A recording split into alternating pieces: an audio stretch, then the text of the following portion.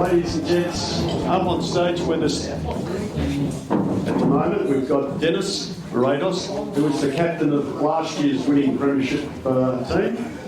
We've got Dale Carpenter, who played in premierships in the 80s and in the seconds, and is a legend of the club.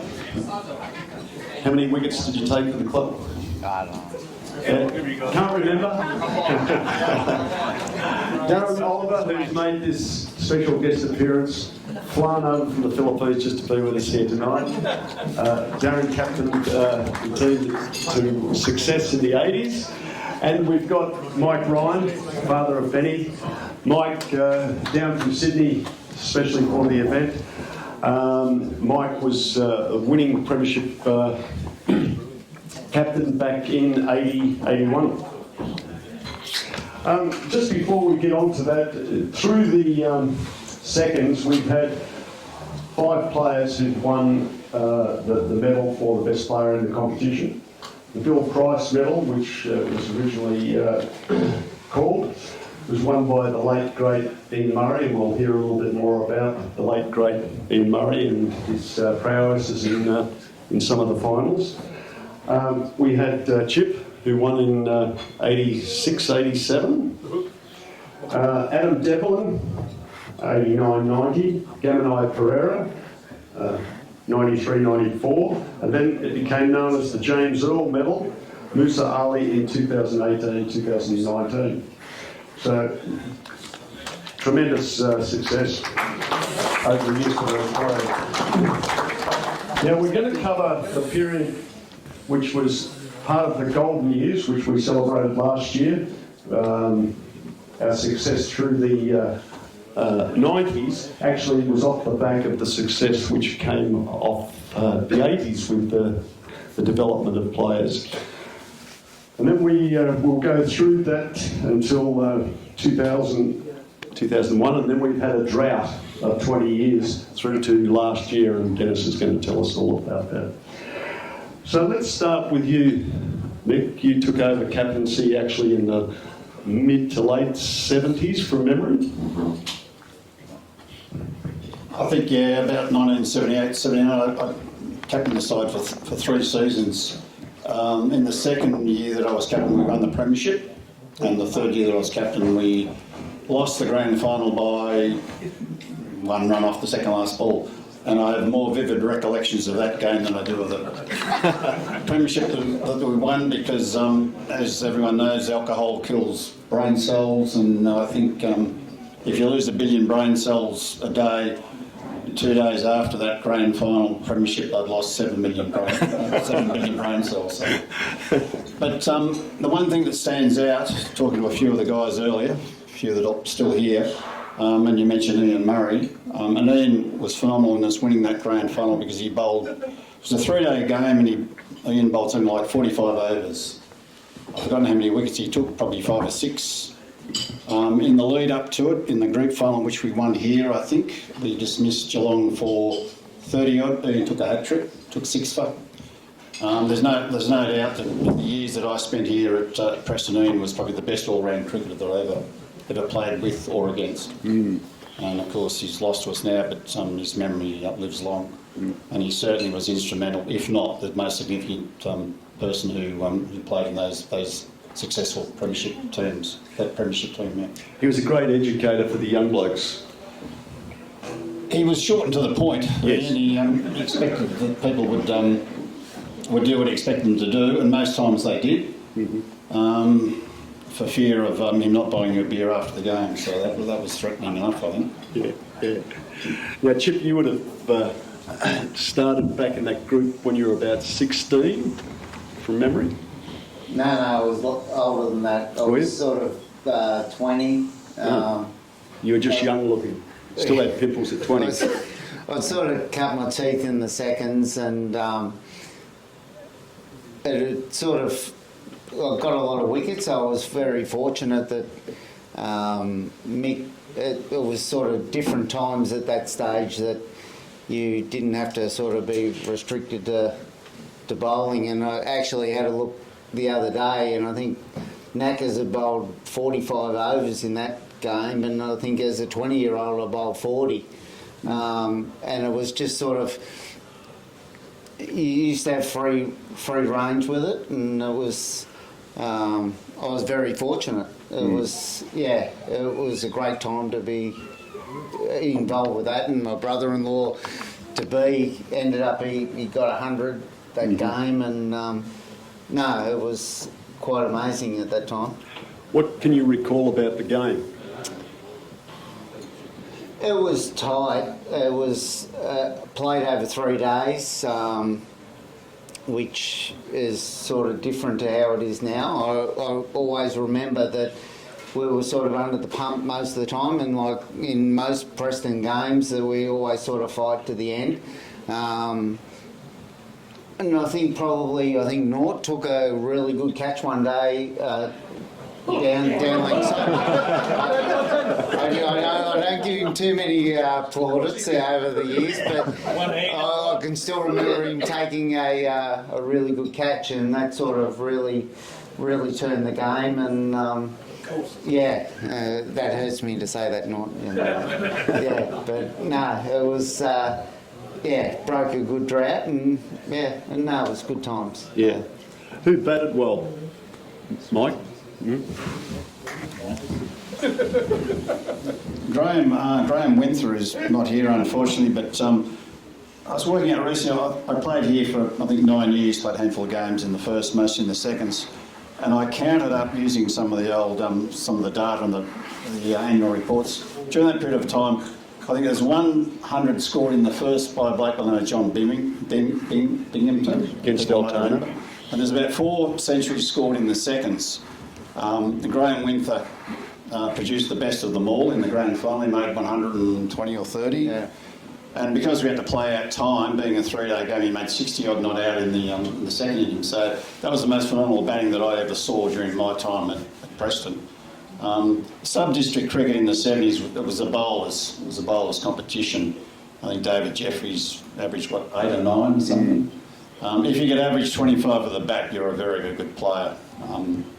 Dave Robinson averaged 19.9, I think, so he was close to being a very good player. He made a few runs in the grand final, I remember, but Graham Winther was just phenomenal. I came into bat in the middle order, and he was just hitting the ball so hard. It was a wet wicket. We were forced to bat on a popping wicket, and it was just phenomenal batting, and I've never forgotten that.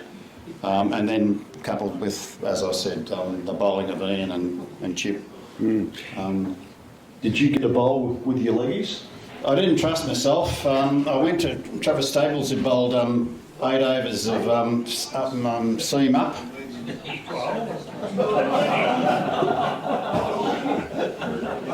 And he claims because only 12 runs were taken off his bowling, we won by 18, that he was virtually his bowling that won us the premiership. Right on, Trev.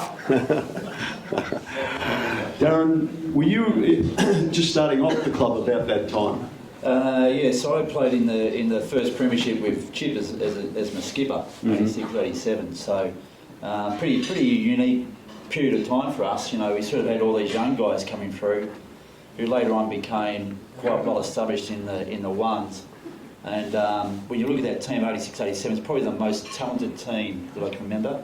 Our bowling lineup was Albert Arnold Grosso was here tonight, Adam Devlin and Chip. That was a fairly formidable sort of a bowling lineup, and unfortunately we got stuck on a bit of a sticky in queue, and we lost the championship. But that year was a pretty special year for the club. I keep on saying that it was probably the heartbeat of the club, because we had a few down times. I can remember playing the ones a couple of weeks prior with Ronnie Brennan. We first won the first Q game, I think, for years in the one. So it was like we'd been through a really low period of time. And Chip, to his credit, probably to this day, I'd say he's probably one of the 2 best captains I've ever had. He knew how to captain a team, he knew when to bowl himself. He was pretty inspirational. So very fortunate to be a part of that group, and to see those guys go on, Scotty Harvey and so forth, to be really influential people in the club. You would have played with Ian Murray? Yeah, Ian Murray was a good man. He was my first skipper, and He was a bit of a legend before he got in the team, and a bit of a scary figure until you actually got to know him. And maybe at that time he probably mellowed a bit by the time I got to him. But a very good educator, very self sort of a man as a skipper. It was all about bringing the young guys through, so really lucky. Yeah. As skipper of that winning year, Chip, what's your recollections? Firstly of the year, and then the grand final itself. We're, like Darren said, I was very fortunate. It was a pretty easy 11 to captain. Albert's here tonight and Adam Devlin, and we had a great team, and it was like over the last few functions that we've had, that it was sort of, we could sort of bowl ourselves out of anything, and we always thought that we'd have a chance to win, whether it was 170 or 150, we'd always fight, and we always had that belief that we could do it. Yeah. And they were an easy team to actually captain, because they'd always give it 100%. And like Darren said, that we were stiff. It was the toss of a coin at Q that day, sorry. And it was, I was very fortunate to be able to captain them, and then we went on, and there's a few of the boys that we played in the ones with, and it was good. And I've been very fortunate over the time to play in two really good eras with the seconds and then moving on to the ones. So it was a good time to be part of the club. How many players went from that team into the ones and become part of the nucleus of that success in the first? You've had the Harvey boys, and Albert played a lot of times, and unfortunately he sort of missed out on a few of the things in the good times in the ones. Adam Devlin, it was sort of, at that stage then, it was sort of a bit of a floating thing, but Scotty Harvey and Steve and all these boys come through the club, and it was an honour to play with them. Yeah. It was really good. Yeah. And you mentioned something which I think is unique to Preston. That's that I've heard it from just about every successful era, that innate ability to believe that the game wasn't over until it was over. Absolutely. It was just sort of everybody would fight from there, and you look at blokes, Aaron Weir and a few of the boys here, that it was just sort of people would die for each other out there. Well, I know it's a bit of an overstatement, but everybody would just put it out, and if we fell over it and we lost, it was just like you'd lost an arm. It was sort of, and that's how it was. And we were very fortunate that we had a great, through this era in the 80s, that we got enough people that went through to the next stage into the 90s, and that's where it was. Like Darren played there, and blokes that were here that aren't here tonight, like Neil Kilpatrick and Ronnie Brentnell, that were playing in that. Everybody aspired to sort of go from that seconds up into the ones. And Darren, you subsequently became captain of that team, and people speak very, very highly of you as a skipper. What did you try and instill?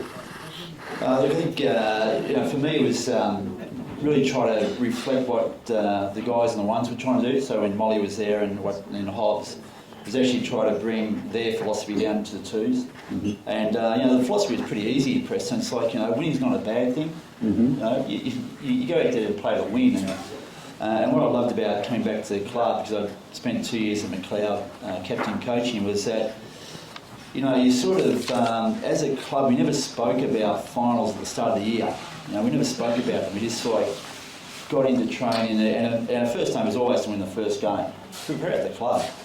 And then as it got closer to the finals, we started to, understand where we were on the ladder. We were third, fourth, or second, whatever the case may be, and we try to stabilise that. So as a club, we never spoke about finals at the start of the year. I can't ever remember anyone speaking about, let's make the grand final again. It just became a bit of a culture to get through. And what I loved about the club, which you don't see with too many clubs, is that, we like to play it tough on the ground. Well, we played it very, very tough. We were ruthless as a club. And I always like to think that the poor opposition guys going to bed that night, the night before, would be thinking, I've got to play Preston tomorrow. I do not want to play Preston. And for me, that gave us a 1% advantage straight away. And then what I liked about the club, we played very, very tough, and then after the game, we go in for a drink. And these guys have been, hang on, so you guys have been at us all day, now you want to have a drink with us.